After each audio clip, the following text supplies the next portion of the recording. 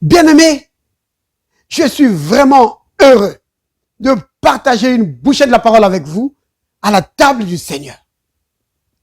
Alors, notre bouchée aujourd'hui a comme titre « Qu'est-ce que l'Évangile ?» Qu'est-ce que l'Évangile, bien-aimés? Béni soit le nom du Seigneur. Alléluia. Amen. Bienvenue à la table du Seigneur. Yeah! Alors, bien-aimés, qu'est-ce que l'Évangile? Ce mot Évangile veut dire bonne nouvelle. C'est ce que ça veut dire. Bonne nouvelle. Alors, si quelqu'un te dit, j'ai une bonne nouvelle pour toi, tu voudras savoir c'est quoi cette bonne nouvelle. Alors, l'Évangile, c'est la bonne nouvelle. Et c'est quoi cette bonne nouvelle? Alors, nous allons regarder dans les Écritures. Prenons notre premier passage dans Jean chapitre 3 au verset 16. Voici la bonne nouvelle. Car Dieu a tant aimé le monde qu'il a donné son Fils unique, afin que quiconque croit en lui ne périsse point, mais qu'il ait la vie éternelle. Alléluia. C'est cela la bonne nouvelle. La bonne nouvelle, c'est que Dieu te donne la vie éternelle sur la base de ta foi dans son Fils. Oui, sans regarder à tes œuvres, sans regarder à tes mérites, Dieu te donne la vie éternelle. Oh, béni soit le nom du Seigneur. C'est ce que la Bible appelle la justification par la foi. Vous voyez, c'est cela la bonne nouvelle. C'est que Dieu donne la vie éternelle aux hommes sur la base de leur foi dans le Christ, sans regarder à leurs œuvres. Oh, c'est merveilleux. C'est une bonne nouvelle pour celui qui essaie de faire tous ses efforts pour être sauvé. Pour celui qui cherchait à obéir à toute la loi et il n'y arrivait jamais. C'est une bonne nouvelle. Oh, béni soit le nom du Seigneur. Oui. Donc, sur la base de ta foi en Christ, Dieu te donne sa propre justice. Parce que c'est ce que ça veut dire être justifié. Et alors, puisque tu es justifié, Dieu te donne la vie éternelle. Parce que la justification devant Dieu, ça veut dire que devant Dieu, Dieu te voit propre, sans péché. Pourquoi? Parce que son Fils a pris ta culpabilité sur lui. Il a pris tes péchés sur lui. Vous comprenez? L'apôtre Paul le dit comme ceci. Dans 2 Corinthiens chapitre 5, au verset 21. Il dit, lui, donc le Christ, qui n'a point connu de péché, Dieu l'a fait pécher pour nous, afin que nous devenions en lui justice de Dieu. Vous comprenez? Donc, Dieu nous donne la justice. C'est-à-dire, Dieu nous déclare non coupables.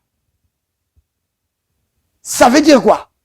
Que maintenant, nous avons droit à toutes les bénédictions de Dieu. À commencer par la vie éternelle. Oui. Puisque tu es maintenant sans culpabilité, sans péché devant Dieu. Alors, tu as droit à la vie éternelle. Tu as droit à toutes les bénédictions de Dieu. Maintenant, tu deviens enfant de Dieu. Parce que la vie éternelle te fait entrer dans la famille de Dieu. C'est pourquoi maintenant, tu es appelé enfant de Dieu. Vous voyez?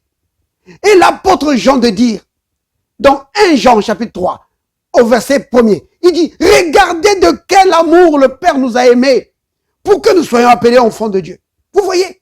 C'est cela la bonne nouvelle. Que sur la base de ta foi, Dieu te déclare non coupable. Et donc, ayant accès à toutes ces bénédictions, ayant accès à la vie éternelle, et que tu peux maintenant entrer dans sa famille. Vous voyez? C'est cela l'évangile. C'est pourquoi c'est une bonne nouvelle. Parce que sur la base de ta foi en Christ, tu accèdes à toutes les bénédictions de Dieu. Tu entres dans la famille de Dieu. Tu reçois la vie de Dieu. Tu reçois les capacités de Dieu pour vivre comme lui, pour dominer sur les circonstances de la vie comme lui. Oh, béni soit le nom du Seigneur. Vous comprenez? C'est une bonne nouvelle. C'est une bonne nouvelle. Si ça, c'est pas une bonne nouvelle, alors je me demande ce que serait une bonne nouvelle. C'est la plus grande nouvelle. C'est la plus bonne nouvelle que tu puisses recevoir. Que Dieu n'est plus fâché envers toi. Parce que son fils est mort à ta place. Que Dieu maintenant te déclare non coupable. Et ayant accès à toutes ces bénédictions, tu deviens son fils, héritier de toutes ses promesses, héritier de tout ce qu'il possède, co-héritier avec le Christ. Bien-aimé. Quelle bonne nouvelle! Quelle bonne nouvelle! Et l'apôtre Paul de dire, si Dieu, ça c'est Romains 8, verset 32, il dit, lui qui n'a pas épargné son fils et qui l'a livré pour nous, alors comment ne nous donnera-t-il pas aussi toutes choses avec lui? Nous avons maintenant accès à tout.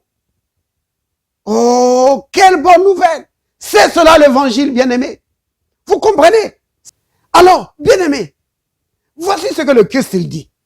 Le Christ dit que ceux qui vont recevoir cette bonne nouvelle vont vivre une vie surnaturelle. Oui, il dit que ceux qui vont recevoir cette bonne nouvelle vont vivre une vie de miracle. Pourquoi? Parce qu'ils ont reçu en eux la vie de Dieu, les capacités de Dieu. Alléluia. Il dit ceci, dans Marc 16, au verset 17. Il dit, voici les miracles, voici le surnaturel que va vivre, qui va accompagner ceux qui croiront dans la bonne nouvelle. Alléluia. En mon nom, ils chasseront les démons. Vous avez remarqué? La première chose qu'il mentionne de la vie surnaturelle qui va accompagner ceux qui vont croire dans la bonne nouvelle, c'est quoi? C'est qu'ils vont exercer l'autorité sur les démons. Oh, bien-aimé, béni soit le nom du Seigneur. Celui qui croit dans la bonne nouvelle du Christ reçoit l'autorité sur les démons. Alléluia. Il dit, ils chasseront les démons. Oui. Ils parleront de nouvelles langues. Ils saisiront des serpents. S'ils boivent quelques breuvages mortels, ils ne leur feront point de mal. Ils imposeront les mains aux malades. Et les malades seront guéris. Tout ça, bien-aimé, le surnaturel qui va accompagner ceux qui vont croire dans la bonne nouvelle. Oh, quelle bonne nouvelle! Oh, alléluia! Alléluia! C'est une bonne nouvelle. Béni soit le nom du Seigneur. Père, merci pour la bonne nouvelle que nous avons reçue en Christ Jésus. Oui, nous sommes maintenant des enfants de Dieu. Sur la base de notre foi en Christ Jésus, nous recevons maintenant la vie éternelle. Enfants de Dieu, membres de la famille de Dieu, héritiers de toutes les promesses. Oh Père, béni sois-tu, co-héritier avec le Christ. Merci Père, merci Père. Tes capacités sont maintenant nos capacités. Ton triomphe, c'est maintenant notre triomphe. Béni sois-tu Père, béni sois-tu. Au nom de Jésus le Christ. Amen.